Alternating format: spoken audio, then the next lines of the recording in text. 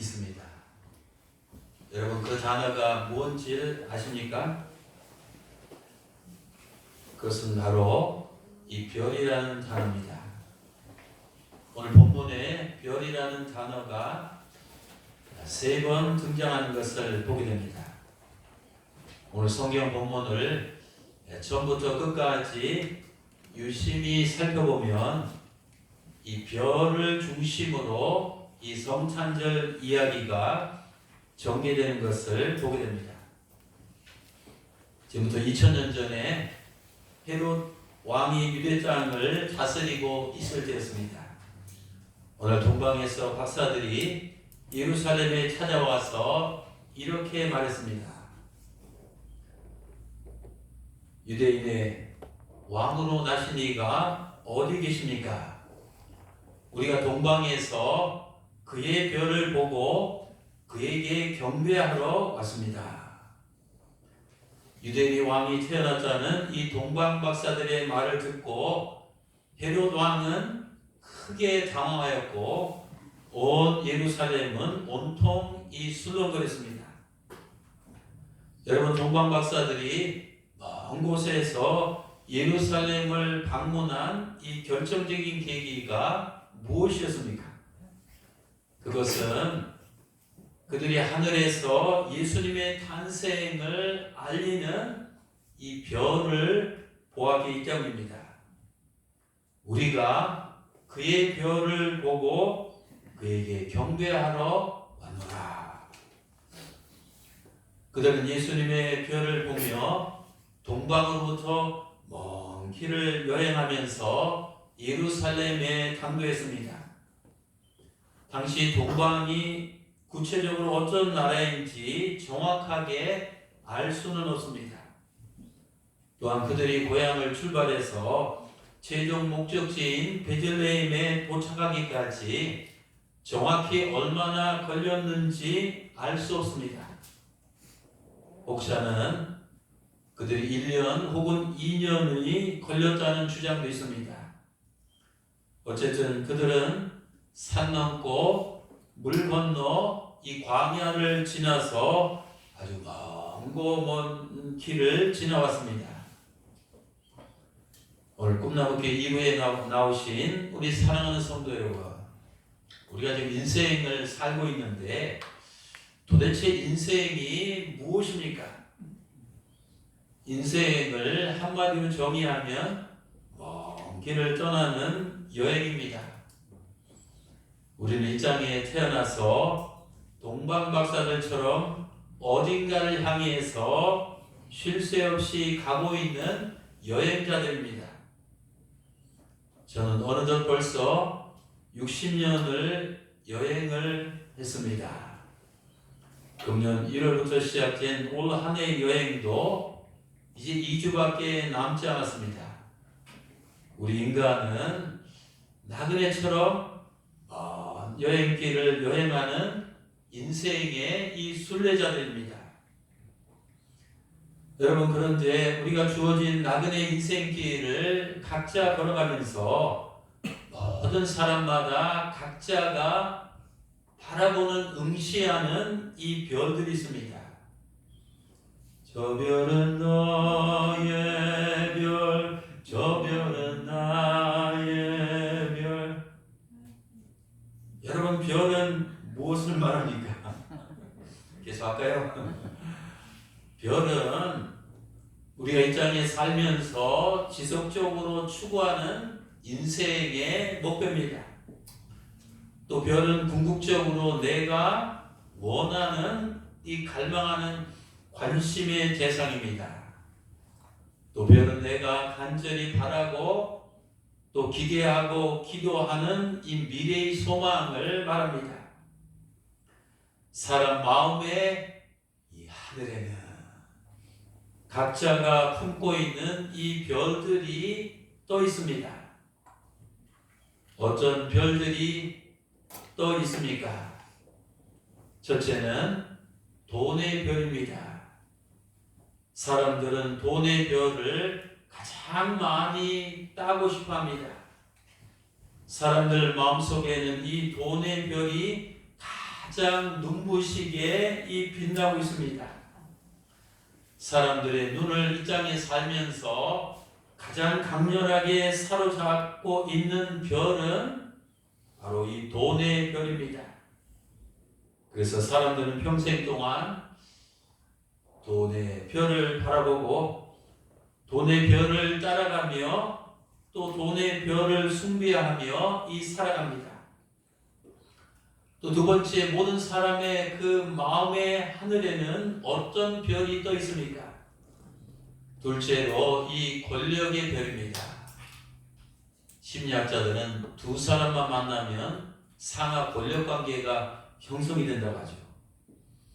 인간 안에는 남을 지배하고 파워를 행사하며 사람들 위에 군림하고 싶은 욕망이 도사리고 있습니다. 마치 하늘 높이 떠 있는 별들처럼 사람들은 하늘처럼 높은 자리에 앉아서 권력을 휘두르는 아주 파워풀한 힘 있는 자가 되고 싶어 합니다. 자기가 사는 공동체나 자기가 속하는 이 조직에서 가장 높은 별을 달고 스타가 되어서 권세의 빛을 발하며 힘 있는 권력자로 살기를 동경합니다. 또 사람들 마음의 하늘에 떠 있는 세 번째 별은 어떤 별입니까? 이 명예의 별입니다. 여러분, 인간 이 내면에는 세상에 자기 능력을 과시하며 자기 이름 석자를 인정받고 자신의 존재를 드러내며 명성을 얻고 싶은 이런 욕망이 있습니다.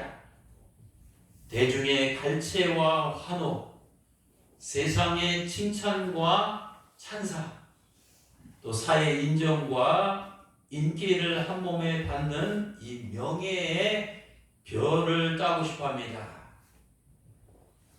네 번째는 우리 마음의 하늘에 어떤 별이 또 떠 있습니까?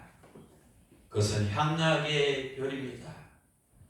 육신을 가진 인간은 늙고 병들고 죽기 전에 후회 없이 실컷 먹고 실컷 마시고 실컷 피우고 실컷 즐기면서 인생의 쾌락을 맛보며 안락하게 연락하며 살고 싶어합니다. 오직 육신의 욕구만을 만족시키기 위해서 정욕적인 쾌락만을 추구하며 사는 사람들이 바로 향락의 별을 따라가는 사람들입니다. 오늘 본문에 보면 누가 등장합니까?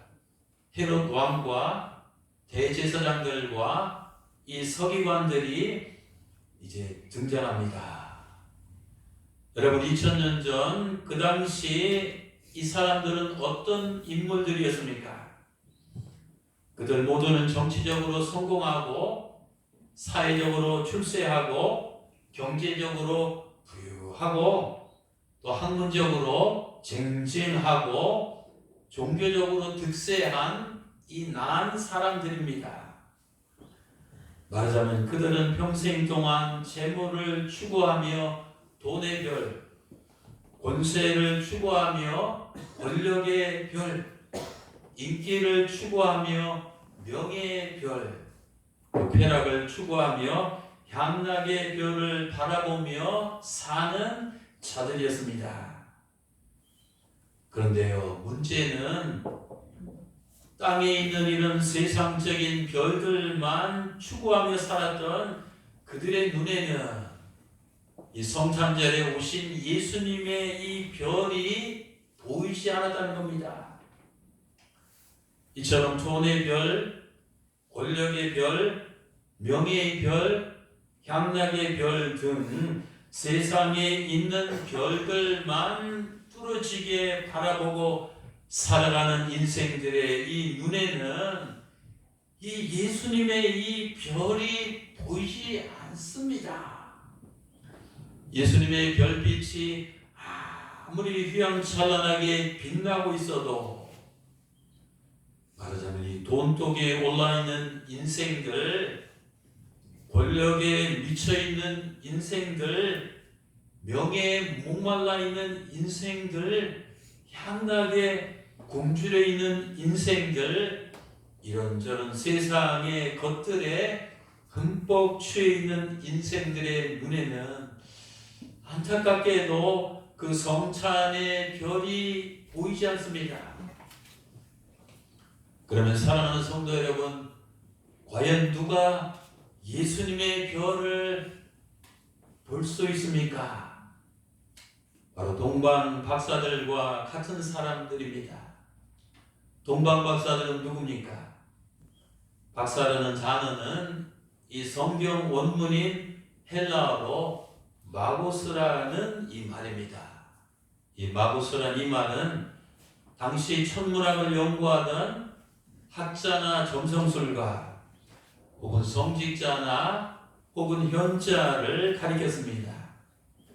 우리는 그들이 정확히 누구인지는 모르지만 여기서 가장 중요한 점은 그들의 시선이 땅이 아니라 늘 하늘 향해서 이렇게 열려 있었다는 겁니다. 그들은 땅이 아니라 하늘을 바라보았기 때문에 하늘에서 메시아의 탄생을 알리는 큰 별빛을 발견하게 되었습니다.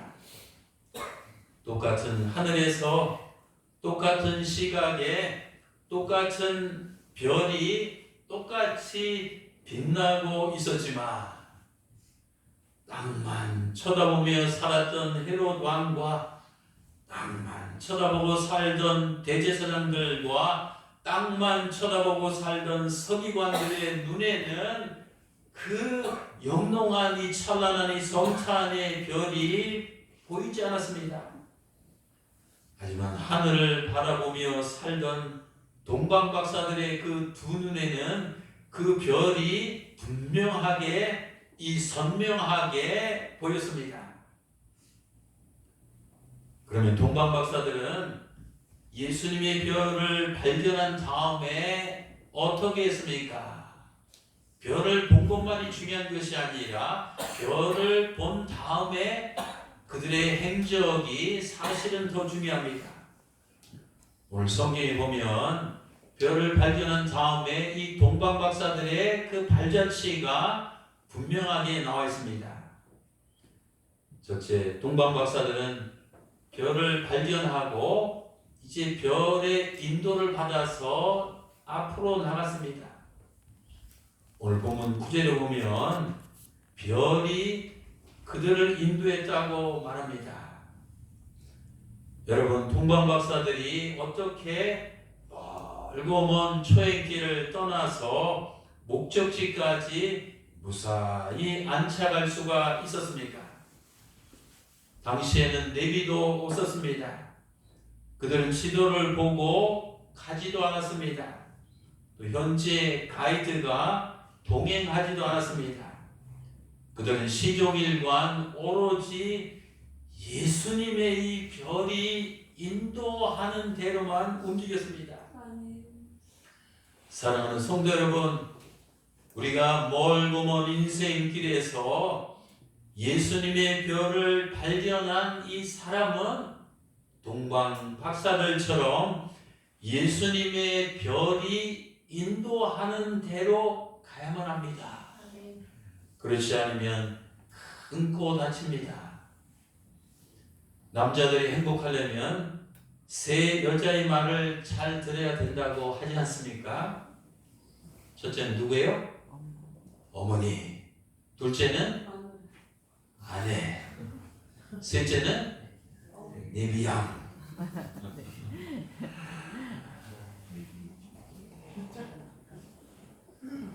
그 내비가 처음 나왔을 때 제가 처음 목격한 것이 조성구 집사님 차 탔을 때요. 딱 보니 목사님 화면이 나오는데 자동차 갈 때마다 이렇게 하고 너무 신기한데 목사님 이렇게 하면 돼요. 기억나세요? 내비가 오른쪽으로 가세요, 왼쪽으로 가세요, 직진하세요, 유턴하세요, 인도합니다. 그래서 레위가 처음 나왔을 때 너무 신기했습니다. 근데 사실 레위가 우리를 인도하는 것이 아니라 하늘에 떠 있는 인공위성이 레위에게 전파를 보내서 인도하는 겁니다. 인공위성은 인간이 만든 인공별입니다. 대기권 밖에 떠 있는 인공별이 우리를 인도하는 것입니다.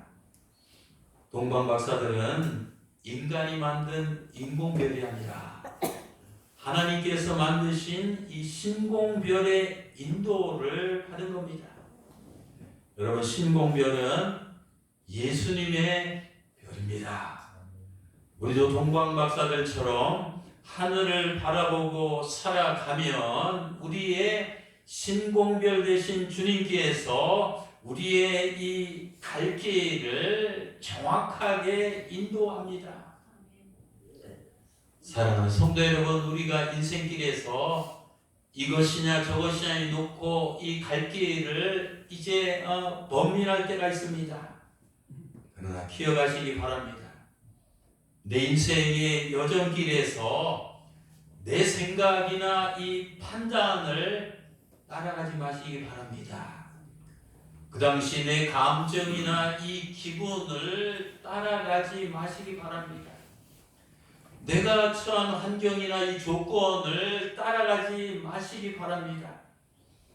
오직 주님의 인도하심을 따라서 한 걸음 앞으로 나가시길 바랍니다. 내가 아무리 가고 싶어도 주님께서 가지 말라고 하시면 가서는 안 됩니다. 또 내가 아무리 가기 싫어도 주님이 가라고 하시면 가야 합니다.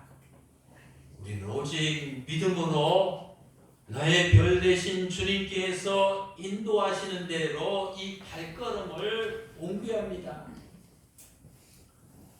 시편 48편 18절입니다. 하나님은 영원히 우리의 하나님이시니, 나의 하나님이시니, 그가 우리를 언제까지요? 죽을 때까지. 그가 우리를 내 심장이 멎을 그때까지 우리 발걸음을 인도하신다는 겁니다.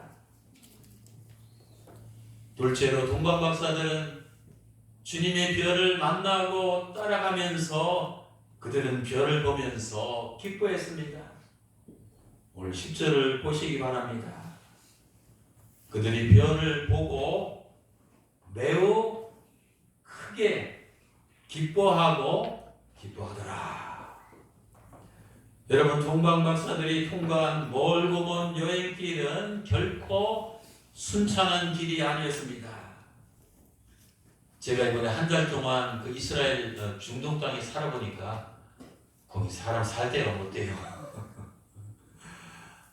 성지순례라는 의미를 부여하는 것이 대한민국에서 이렇게 금수강산에서 살던 사람은 전혀 다른 이런 지역입니다. 근데 이 동방 박사들은 아마 그 땅을 이제 지나갔는데 그들은 무더위 사막을 지날 때는 아주 덥고 피곤할 때도 있었을 것입니다.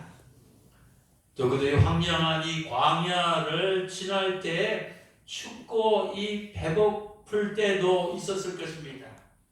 또 음침한 이 계곡을 지날 때는 무섭고 두려울 때도 있었을 것입니다. 또 거센 광물을 건널 때는 아찔하고 위험할 때도 있었을 것입니다. 어찌 보면 그들의 여행길은 고행길처럼 보였습니다. 그래서 그들은 힘들 때마다 도중에 포기하고 되돌아가고 싶을 때도 있었을지 모릅니다. 하지만 그들이 어떻게 그런 힘든 상황에서 모든 어려움을 극복하며 베들레헴 도착지까지, 목적지까지 안착할 수가 있었을까요? 제가 성경을 읽고 설교를 준비하면서 하나님께서 답을 주셨는데 그 이유는 그들이 땅에서 힘들 때마다 하늘에 있는 예수님의 별을 바라보았기 때문입니다. 여러분, 우리가 주일날 교회에 온다는 의미는 뭡니까? 월, 화, 수, 목, 금, 토일 6일 동안 땅만 바라보다가 오늘 주일 하루는 이 성전에 나와서 이제 땅 대신 하늘을 바라보는 이 날입니다. 우리는 일주일 6일 동안 땅에서 살면서 스트레스, 근심, 걱정, 좌절, 실망, 분노, 여러 가지 이런 찌꺼기 같은 이런 침전물이 우리 마음속에 생기지만 주일날 하루는 이곳에 와서 예배드리고 하나님께 경배하고 기도하고 찬양하며 우리의 영혼이 하나님을 향해 있을 때 6일 동안 쌓이고 쌓였던 우리의 모든 찌꺼기 같은 이 그런 앙금들이 다 씻겨져 나가고 하나님의 은혜로 다시 한번 충전되는 것을 보게 됩니다. 오늘 성경에 보면 동방 박사들은 하늘에서 강림하신 만왕의 왕을 만나 뵈러 간다는 생각에 아주 기쁨이 흘러넘쳤습니다. 그들이 별을 보고 얼마나 기뻐했던지 오늘 성경에 보면 그들의 당시 그 마음 상태를 아주 디테일하게 묘사하고 있습니다. 우리 다 같이 한번 저 문장을 읽어보시기 바랍니다. 시작. 매우 크게 기뻐하고 기뻐하더라. 그들은 매우 크게 기뻐하고 기뻐하더라 라고 성경은 기술하고 있습니다. 그렇습니다. 사랑하는 성도 여러분, 사람의 심령이 이 기쁨으로 충만하면 아무리 삶 속에서 힘든 일을 만나도 힘들지가 않습니다. 내 마음속에 이 기쁨으로 충만하면 아무리 피곤한 일을 만나도 피곤하지 않습니다. 내 영혼이 하늘에서 임하는 이 기쁨으로 충만하면 아무리 걱정거리가 생겨도 이 걱정이 안 됩니다. 더 나아가서 주님 주시는 이 기쁨이 우리 내면에 충만하면 아무리 두려운 일을 만나도 두렵지가 않습니다. 좌우지간 기쁨은 이 모든 것을 다 삼켜버리고 이 사라져버리게 만듭니다. 저희 집 주소가 충남 홍성군 광천읍 광천극장 앞 오동나무 안집입니다. 오동나무 집도 우리가 술집으로 세를 준 집이고 바로 옆에 한박식당이라고 광천에서 60년대 70년대 아주 유명한 술집이 있습니다. 그래서 제 방과 그 술집 방과 한 30cm 떨어졌을까요? 이게 문 열면 다 보여요. 이게 성관에서 봐. 이렇게 보여요. 광천 홍성 통학을 했는데 집에 오면 한 8시 반 정도 됩니다. 제가 밥을 먹고 이제 방에 앉아서 공부를 시작하면 그때 8시 9시는 막 술집에서 한참 그 분위기가 달아오르습니다. 그때 막 선생님들 이런 사람 술집에 모여서 그때 옆에 보면 막 새음악이 나오는 거예요. 봉도야 울지 마라 오빠가 있다 두만강 푸른 물에 어떤 때는 4줄 가까이 나와요. 그래서 저는 집중하기 때문에 크게 신경 안 쓰고 하는데 갑자기 우리 어머님이 제 방문을 확 열고 들어오시더니 그 옆에 창문을 확 열어서 그 술판 거리는 하는데 여러분 조용히 해. 우리 아들 공부한단 말이에요. 한 번 아니고 또 여러분 조용히 해. 우리 아들 여기서 공부한단 말이에요. 우리 어머님이 딸 5 낳으시고 제가 아들도 태어났으니까 제가 거의 우산 수준인데 아들이 학교 갔다 와서 또 쉬지 않고 공부하는 모습 보니까 너무 대견하고 막 기쁨이 너무 좋은 거예요. 그 기쁨이 있으니까 생각 남자들 모여서 술 파는 거는데 어떻게 동네 옆집 아줌마가 그렇게 막 깨끗한 옷을 있어요. 근데 우리 어머님은 아무런이 꺼리낌이나 이 창피한 것도 없습니다. 그래서 보니까 우리 어머님이 이 아들로 인해서 이 기쁨이 충만하기 때문에 어떤 두려움이나 창피나 수치심이나 이런 것이 없이 그런 일을 할 수 있었구나 라고 제가 결론을 내렸습니다. 다시 말씀드립니다. 우리가 신앙생활을 하면서 하늘을 바라볼 때 하늘에서 임하는 이 기쁨이 우리 심령에 충만하면 내 삶 속에 일어나는 이런저런 근심, 걱정, 스트레스 모든 이 문제가 그 기쁨의 도가니에서 녹아 사라져 없어진다는 겁니다. 사랑하는 성도 여러분, 동방박사들처럼 주님을 바라보고 주님과 이 날마다 친밀하게 동행하는 사람들은 주님께서 부어주시는 이 기쁨으로 인해서 매우 크게 기뻐할 수 있어야 될 줄 믿습니다. 주와 같이 길 가는 것 즐거운 일 아닌가. 여러분 믿습니까? 주와 같이 길 가는 것 괴로운 일 아닌가. 주와 같이 길 가는 것 구차는 일 아닌가. 주와 같이 길 가는 것 피곤한 일 아닌가. 주와 같이 길 가는 것 부담되는 일 아닌가. 주와 같이 길 가는 것 화나는 일 아닌가. 주와 같이 길 가는 것 실증나는 일 아닌가. 주와 같이 길 가는 것 망하는 일 아닌가. 아멘? 아멘 하시면 안 돼요. 만일 이렇게 생각하는 사람이 있다면 하늘을 바라보며 주님과 이 진정으로 이 동행하는 사람이 아닙니다. 어제 제가 설교 준비를 하는데 잘 안 풀려서 새벽 1시까지 목양실에서 있었습니다. 막 심신이 피곤하고 배도 고프고 주의를 맡고 그런데 제 마음속에 오늘 이제 9시부터 주일날 하나님께서 보내주시는 양떼들에게 이 신령한 꼴을 먹일 생각하니까 이 준비하는 것 자체에도 기쁘고 또 제 몸이 피곤하지만 그런 생각이 다 사라집니다.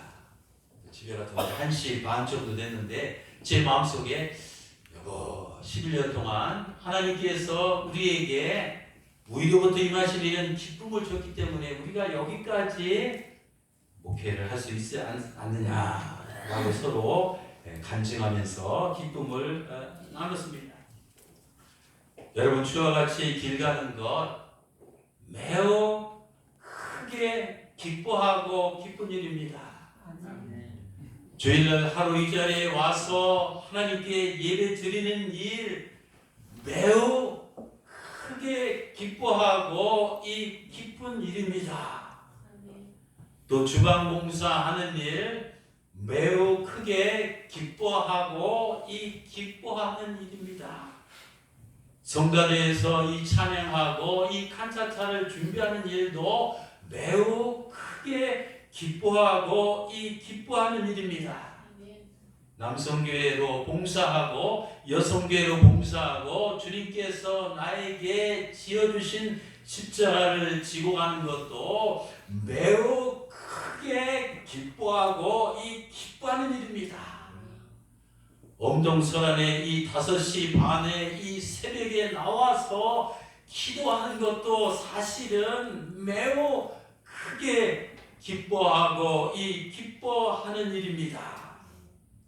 또 우리가 하나님의 자녀가 되어서 영생을 얻은 것도 우리가 또 하나님의 자녀가 되어서 이 천국 가는 것도 매우 크게 기뻐하는 일입니다.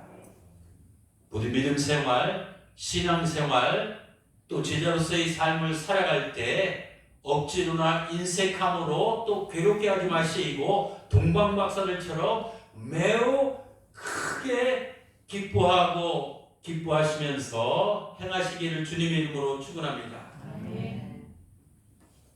마지막 세 번째, 동방박사들은 그 별을 보고 경배했습니다.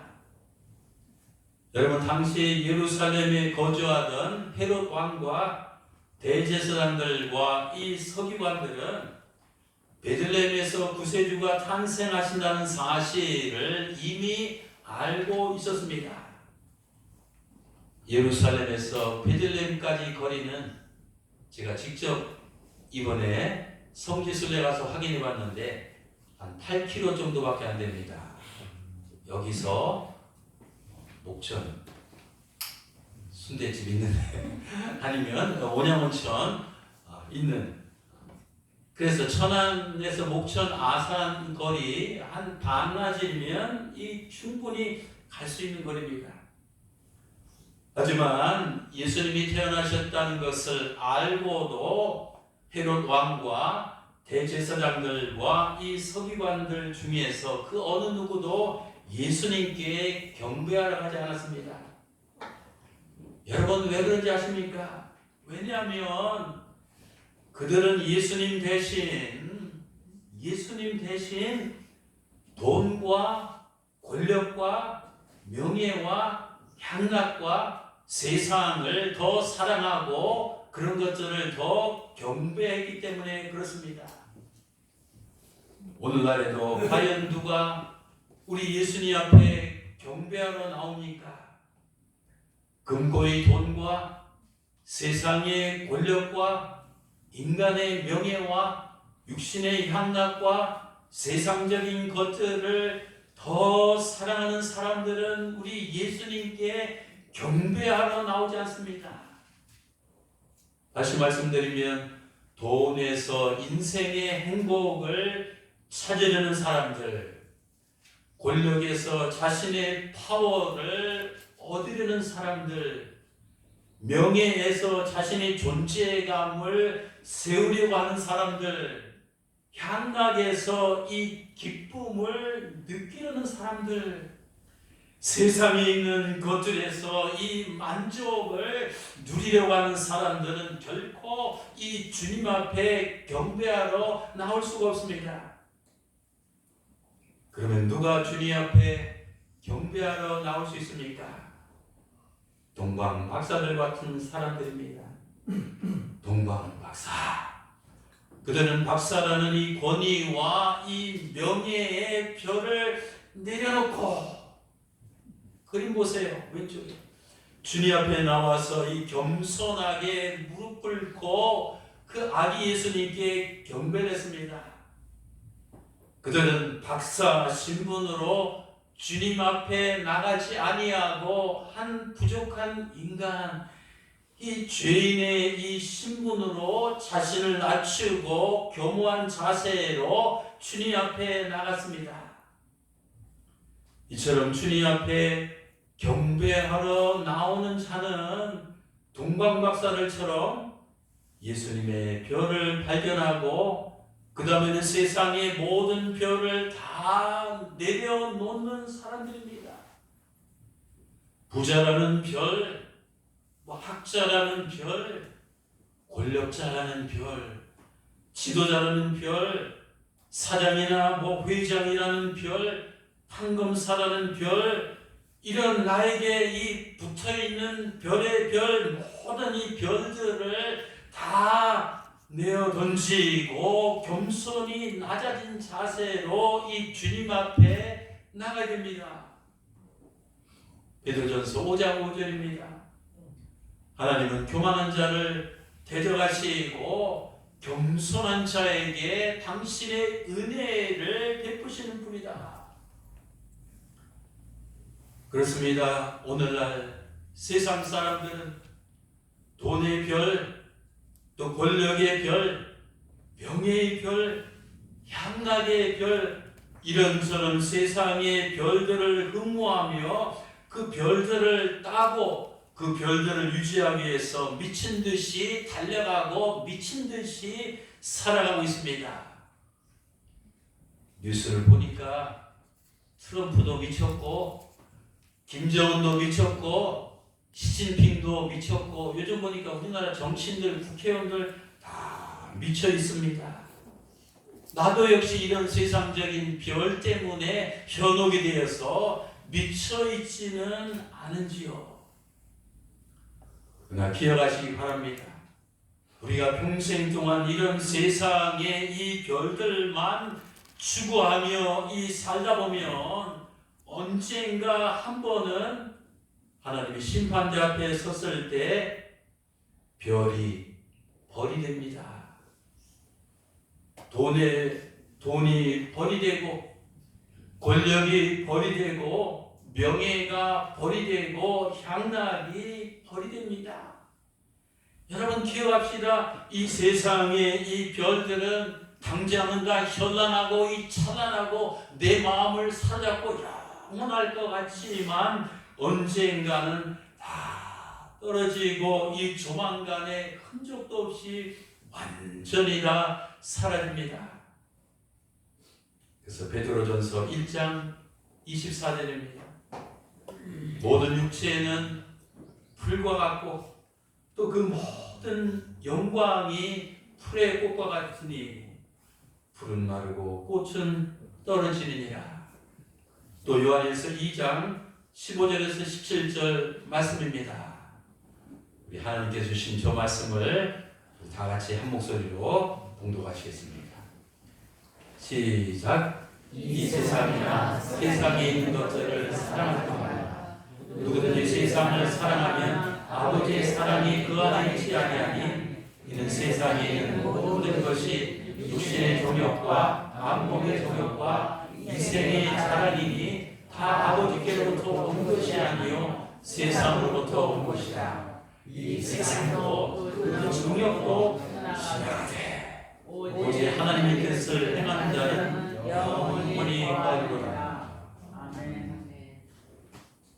이 세상도 이 정욕도 세상이 주는 이런 그 짜릿함도 이 세상의 이런 별들도 다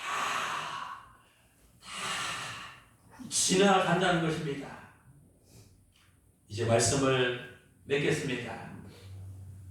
오늘 성경 본문을 보면 인류의 별 대신 예수님을 지칭하는 세 가지 명칭이 등장합니다. 2절에 있는 유대인이 왕이라는 명칭입니다. 4절에는 그리스도라는 명칭입니다. 6절에는 이스라엘의 목자라는 명칭입니다.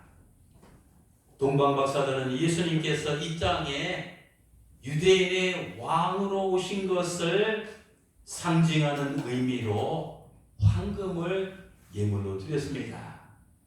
예로부터 황금은 왕을 아련할 때 드리는 이 필수 품목입니다.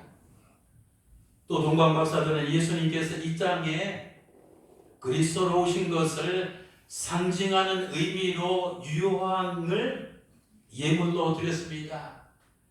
그 당시 유향은 제사를 드릴 때 피우는 향으로 그리스도께서 우리 죄를 대속하기 위한 이 속죄물이 되어서 속죄 제사를 이제 드리는 것을 의미합니다.